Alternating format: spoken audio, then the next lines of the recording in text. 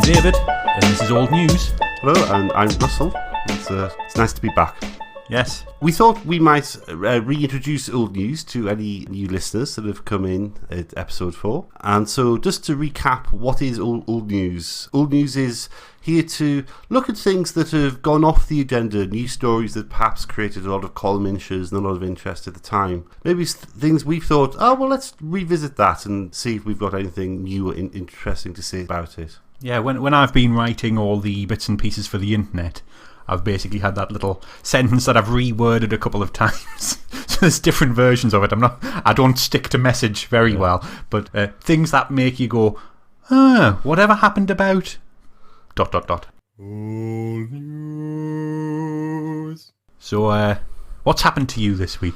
What's happened to me this week? Oh, well, the last, actually 3 weeks, isn't it? It is 3 weeks. I had to do some extra time at work, which was frustrating. I also had to get out of the country, which makes me sound like a mobster boss, right? Yeah. Well, it's for various arcane, bizarre tax reasons. I had to get out of the country, which makes me sound even worse, doesn't it? This is all legitimate, I feel you. So I spent a couple of days in Dublin, and I'm very interested in the modern history of Ireland. It's a history that we don't get taught very much in the UK. So I think the highlight of the few days I did spend there was I went to see the exhibition at the General Post Office, which was the headquarters for the 1916 uprising. And obviously, it's the 100th year anniversary of the uprising this year. That's interesting to see it from very much the Irish point of view and not the kind of the slightly stuffy British point of view, which tends to be these uppity Irish, how dare they. Even now, that does tend to be the attitude. So that was really interesting. I greatly enjoyed that. Otherwise, I've had a relatively uneventful 3 weeks. Yourself? Well, yeah. It's nice and warm in here, I noticed. The heating's working. The heating's working, yeah. So I've had a few disasters this week. First of all, I went to bleed a radiator in my bedroom, and the little, I don't know what you call it, the little bleed valve? Bleed valve, yeah, basically just sheared off in the key. But it came off in my hands, Chief. Yeah, it felt like it hadn't turned, and I couldn't hear anything, so I just assumed, I haven't loosened it, I'll deal with it tomorrow, because it was getting late, so I just left it. After I went to bed, I started hearing a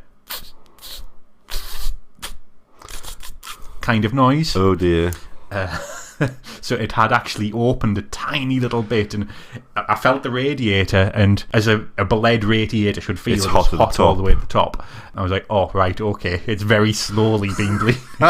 So I jammed it up with some blue tack and draped it with a towel to stop. The ever technical fix in the David household, including the desk lamp that sits next to me in the studio Turn around. With the blue tack. The blue tack is gone. It's fixed. You fixed it. And it's even got an LED bulb. Wow.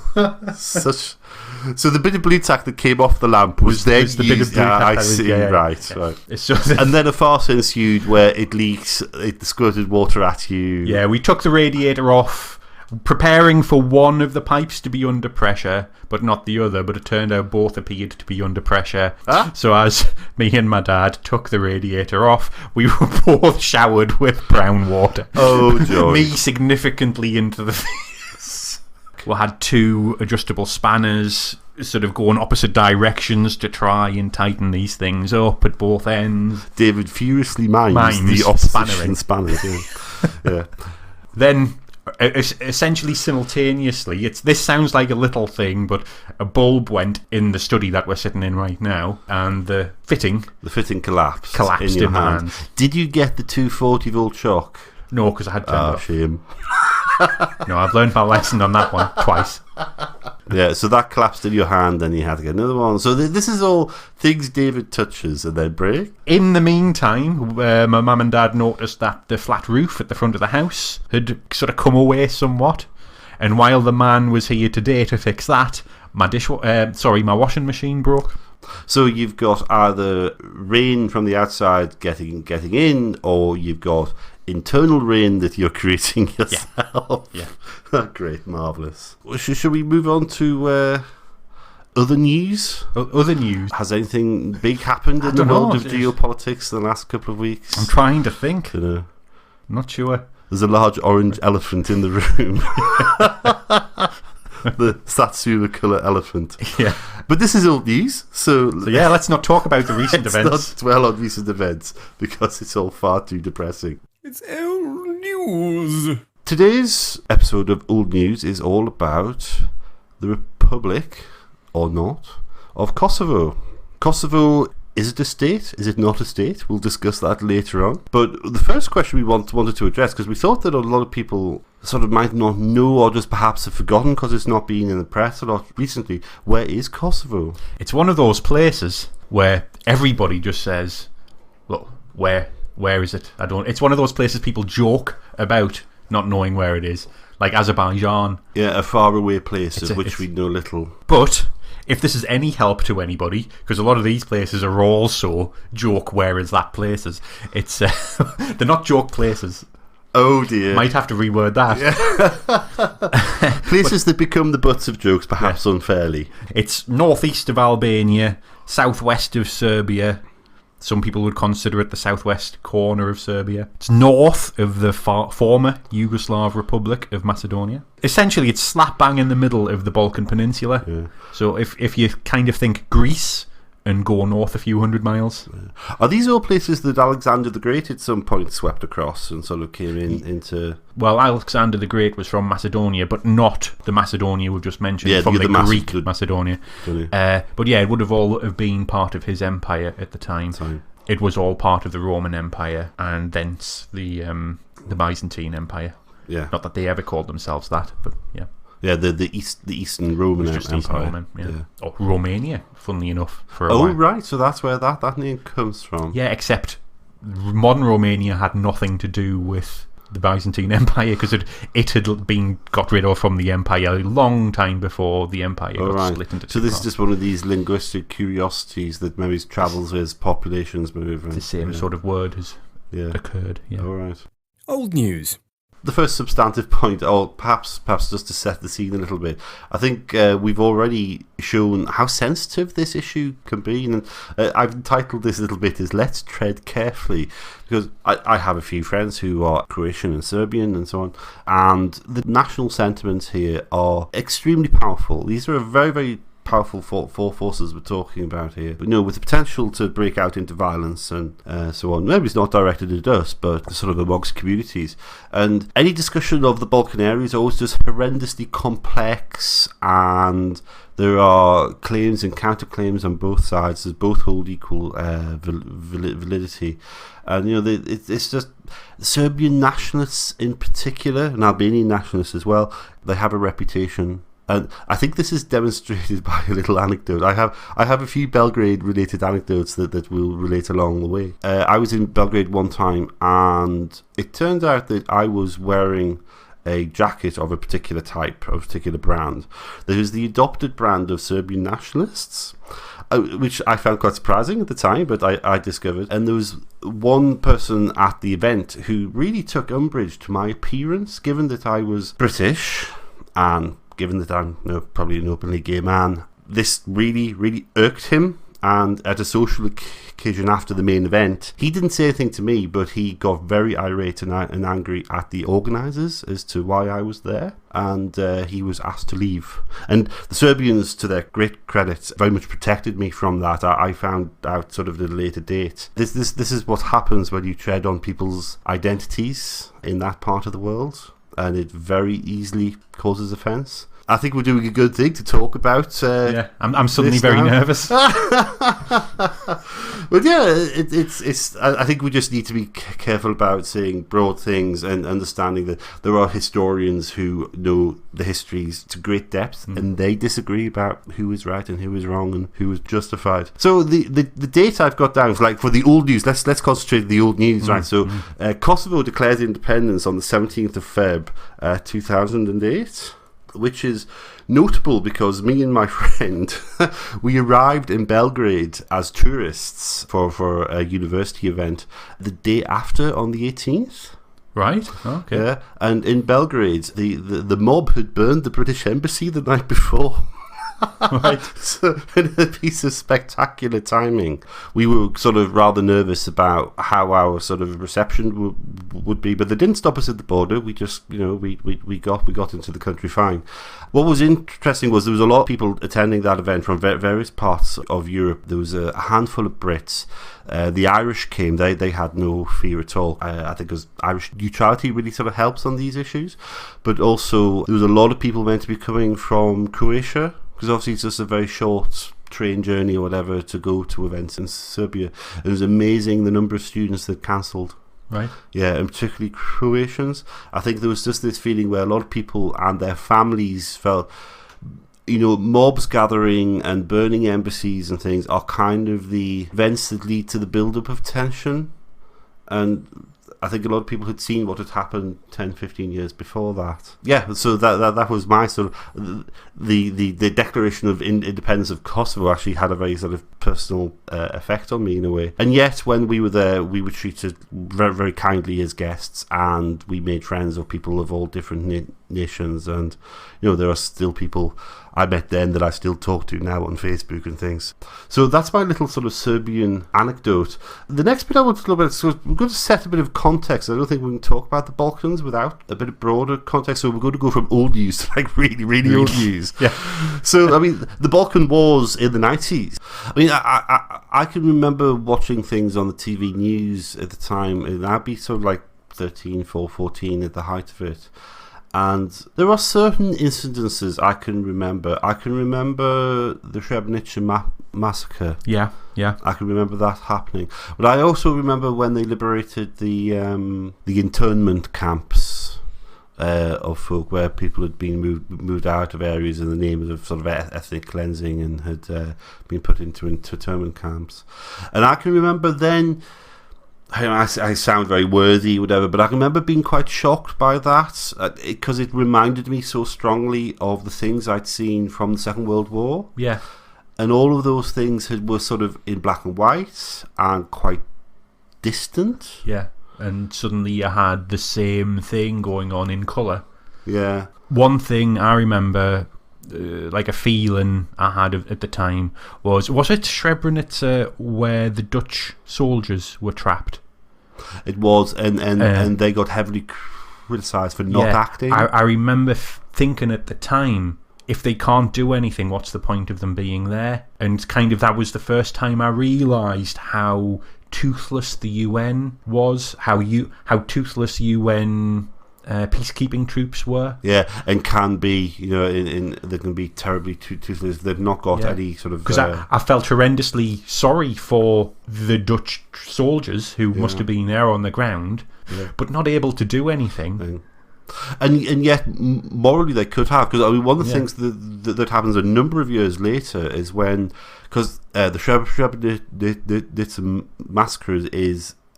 a big event in Dutch history because they remember how they were involved there, and when they had the all the investigations and government reports, whatever, it took years and years and years to resolve. But when the final report came out, the entire Dutch government resigned. Right. Because it was such a scandal, because everybody said, you were there, you knew what was happening.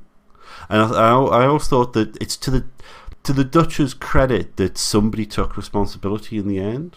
Okay, so you could say that the poor innocent people of Srebrenica paid the price, but okay, so a bunch of politicians lost their jobs or whatever.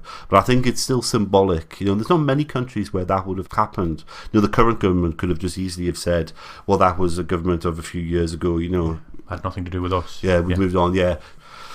One of the things I was going to ask about was immediately before the Declaration of Independence, in the years leading up to that, you'd had the intervention in the late 90s. Kind of one of the early things in the Blair government, wasn't it? The intervention by NATO. Yeah, it would have been. Yeah, because it was in 1999. Yeah. So, how did you feel about that at the time? Were you in favour? Were you opposed? Or was it something you didn't... I was in favour. That might be controversial to hear to a lot of people. Again, sort of going back, I guess this was partially informed by what I had seen in the earlier Balkan Wars. We saw terrible things happening again. starting to happen, someone needed to do something about it. And if there's one thing that history teaches you, there's a point at which the world has to say, stop, enough is enough. Yeah. To do that again, I'll hit you, so to speak. Yeah. Do you not think that I agree, and I supported the intervention as well at the time, but looking back at it, it was very much framed as, this is Serbia misbehaving again. Serbia has misbehaved in the past. Look at what these Serbians are doing, and we've got to stop Serbia. And I think that's what galvanised a lot of opinion, because of what we'd seen during the wars previously, that Serbia gets all the criticism and opprobrium. But I think in the end that it is justified, what we did. The cost, of course, is the long-lasting hatred towards the UK and Serbia, which I think we tend to forget. That with I think here on our little island, we forget that there are one or two countries out there that really despise us in particular. That is one of them. I think there was a lot of unity around that. It was one of the first times that I saw in my lifetime where NATO was used to take decisive action, and that something was stopped, and that there was a clear outcome. Right, you're going to stop this violence right now. Of course, there was a few disasters along the way. Do you remember when we bombed the Chinese embassy in Belgrade? Yeah, oh yes, I had forgotten about that, but yes. And then, of course, there was the thing where we bombed the TV radio broadcaster in Belgrade. Yeah. And of course, that's very controversial as to whether it's a legitimate target. Because you tend to find that journalists and things tend to be people that are on your side, on the whole. Old news. So you've looked a little bit about sort of the older history, the old news of Kosovo. And so what sort of points would you like to draw out? I did, yeah. As these things go, when I'm researching stuff, I do disappear down rabbit holes. I do tend to be interested in history more than recent events, probably, I would say. This is why we're doing old news, isn't it, rather than new news? Yeah, so suddenly I found myself back at sort of the end of the Byzantine Empire. I poked my head out and went, hang on, this is not what I'm supposed to be researching. But one thing I found interesting was that the modern area of Kosovo was very much the heartland of Serbia in the days after the Byzantine Empire had sort of retreated. The Slavic tribes and the Bulgarians, or the Bulgars, I suppose they would have been called at the time, were sort of taking over. The tribe of people sort of calling themselves Serbians grew up in the Kosovo area, eventually forming a kingdom and then an empire. What is now Kosovo, and people would think of as not being Serbia, really you can see why the Serbians think it is Serbia. Yeah, it's incredibly emotional, the attachment they have to that piece of land. Yeah, due to the Battle of Kosovo, which is kind of central to the foundation of Serbia as a kingdom, isn't it? Yes, well, the Battle of Kosovo is where the Ottoman Empire beat a coalition of Serbians and Hungarians and whoever else wanted to get involved, and essentially took over that part of the world, so it became part of the Ottoman Empire. Right, so even though that is a loss, it represents the beginning of the occupation by the Ottomans. It's also like a moment where that nation is formed. It's sort of solidifies a certain amount of national feeling. Right, and so that becomes the rallying point for all kind of future demands for Serbian independence. Yeah. From that point on, Islamification starts to take place. Although it seems to have been quite slow, and it wasn't until, because the Battle of Kosovo, I've written this down, actually happened in 1389. Right, okay. So quite a long time ago indeed.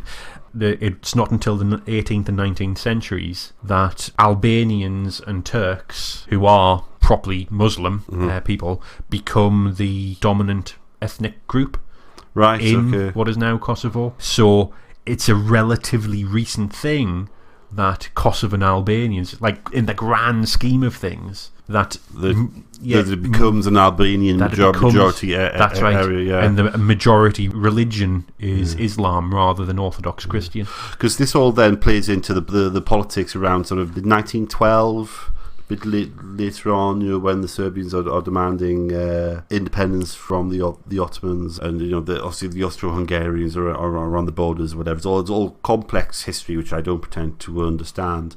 But there is this sort of period where the Serbian population is only about 25%. At that point, so at the beginning of the 20th century, and so Serbian demands that it be Serbia become like they look unrealistic in lots of ways. Yes.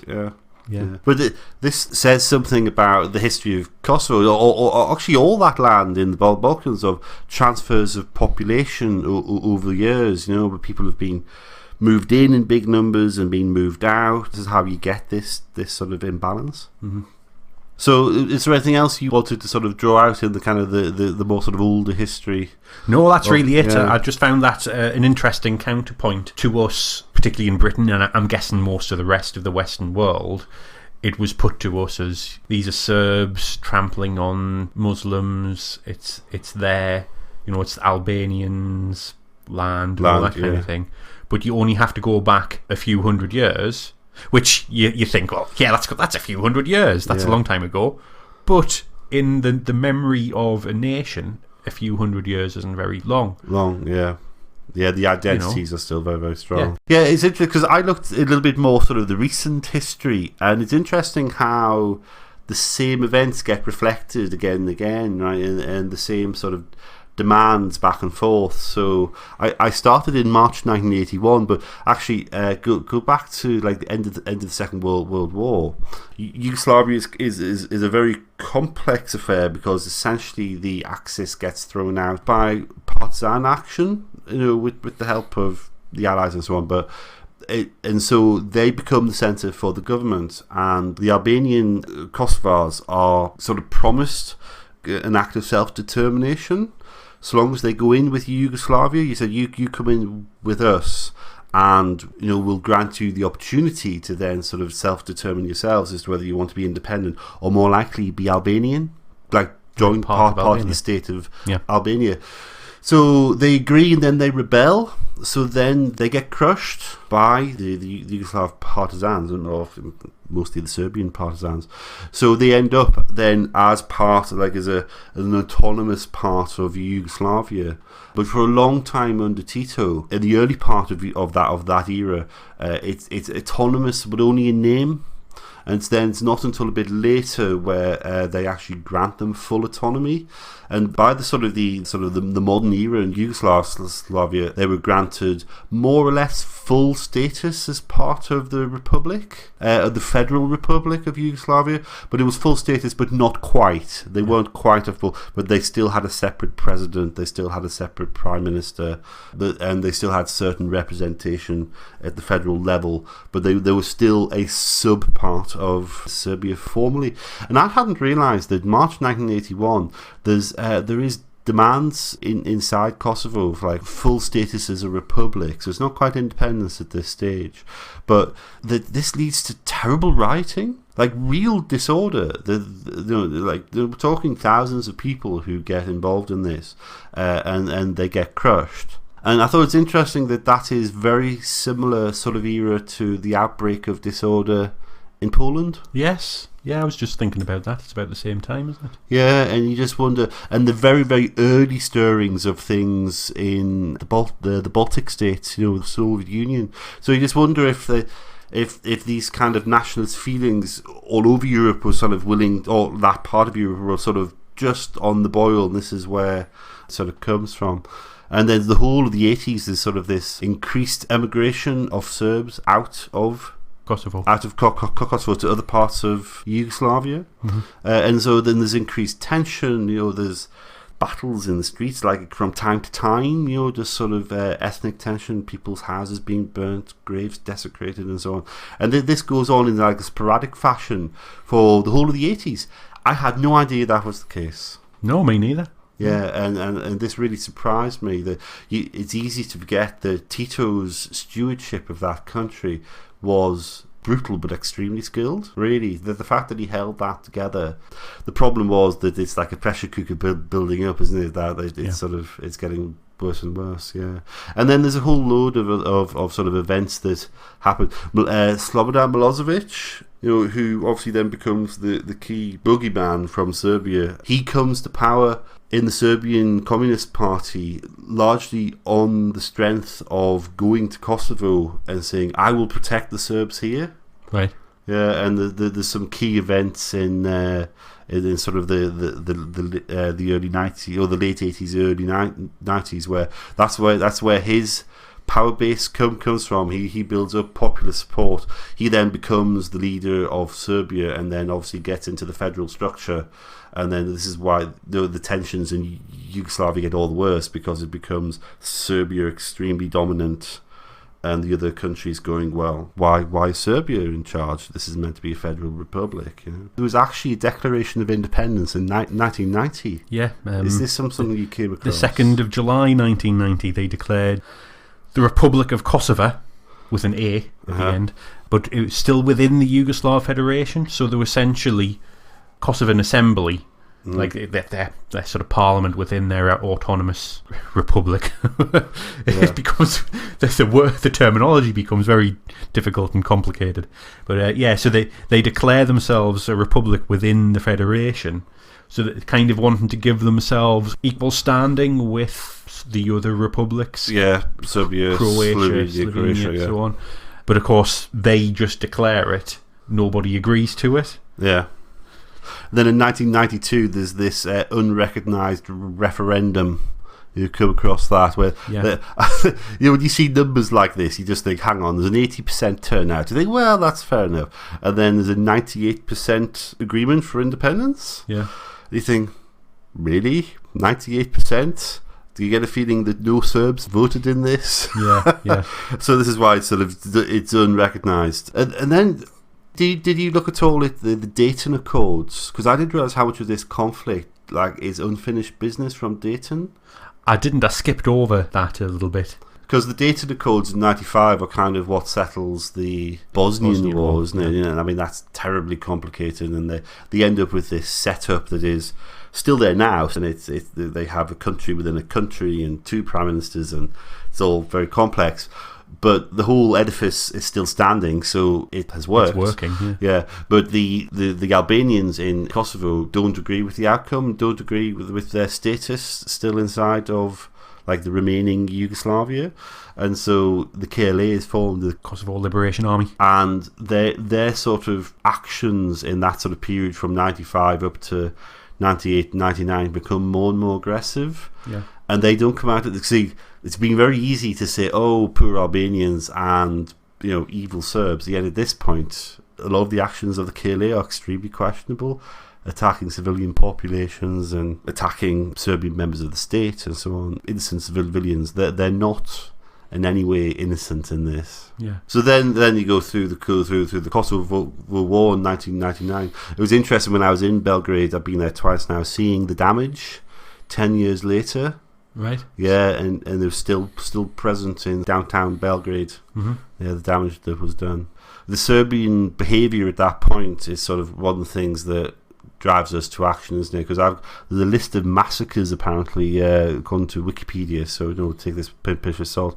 There's a massacre at Kuska, Podujevo, and a load of other places that I really can't pronounce. I do apologise. This is why I think the Serbians get cast as the bad guys, because they then start to attack the civilian populations. So now we've got people who've done bad things on both sides. Emotions are just incredibly high, and then how on earth do you build a peace? It's very easy to then sort of get caught into a debate about the role of the EU, right? Because in Britain the EU is obviously a very vexed subject now, but I think this is one case where the EU has been almost an unalloyed good, because the EU have led the way in terms of bringing about talks between the Serbians on one side and the Kosovans on the other. So is this something you've looked at all? I saw something about, because the EU have no official stance on the existence of Kosovo. Yeah. because there's a few EU states refuse to recognise Kosovo. This is why we have no stance in the EU. Mm-hmm. But then again, it's the EU and Serbia together, which is interesting. They together they go to the UN General Assembly, but they have a joint motion to talk about like having sort of more normalised relations, like actually opening talks between Serbia and Kosovo, and this is done under the EU's auspices, and they host the talks, and this is a modest success. This sort of starts in March 2001 with the sort of the first dialogues, and they talk about all the sort of the really boring stuff that states have to do. So things like freedom of movement at the borders for people and cars. I've got land registration, marriages, births and death registration and access to the records, recognition of each other's universities, customs. What's the other one that's really electricity? This, right? Yeah, really. And this is the thing that I think it's interesting that despite the fact that the various governments in Serbia over the years have said, we will not recognise independence, like under any circumstances, that every time they engage in a dialogue, they end up sort of in a de facto way recognising them as a separate state. Because you've got to. It's what politicians have to do. They've got a public front, but then also they have to say, yeah, but we still have to talk to them. Yeah. They end up having to face both ways because they're in the talks saying, well, let's do this deal about like where we connect the electricity supplies and mobile phone roaming and all of this. Then they're going to go home and go, I have this deal, but in no way does it recognise Kosovo. Serbian national pride has been maintained. The signature is Tipexed out. Look. Yeah, I know, and it's kind of crazy that I would hate to be a politician in that part of the world because you're trying to do the right thing for the country, and they got in a later date, and they got rid of like the trade embargoes and so on. You've got this sort of progression. So 2012, the prime ministers of both meet.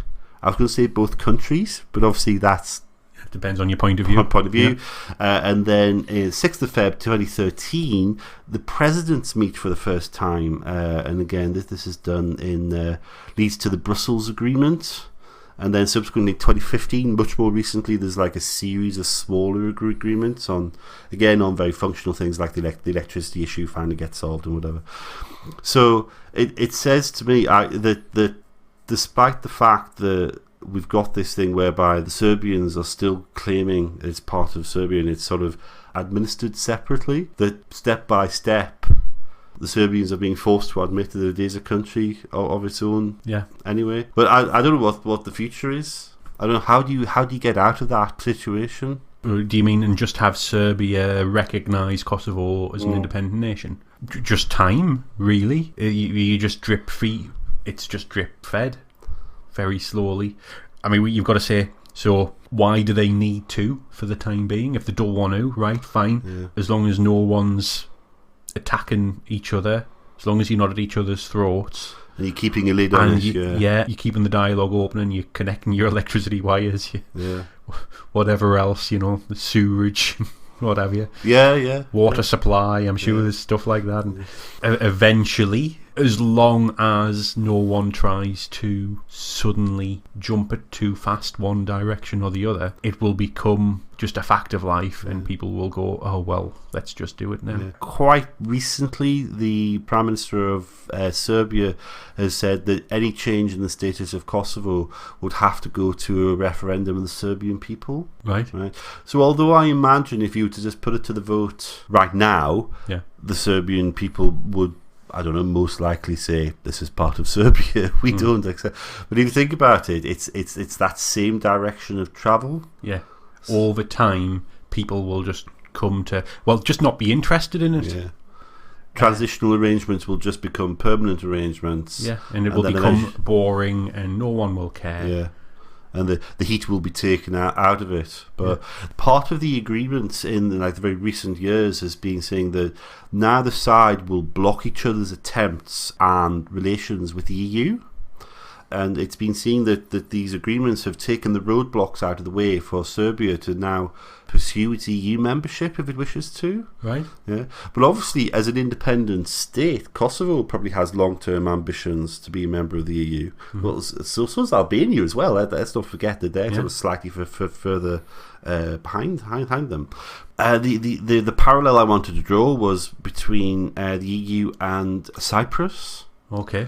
Right? Because I always thought one of the big mistakes we made when we had the the EU 10 that joined was that we allowed the Cypriot government to negotiate an agreement with Turkish Northern Cyprus that doesn't exist, of course.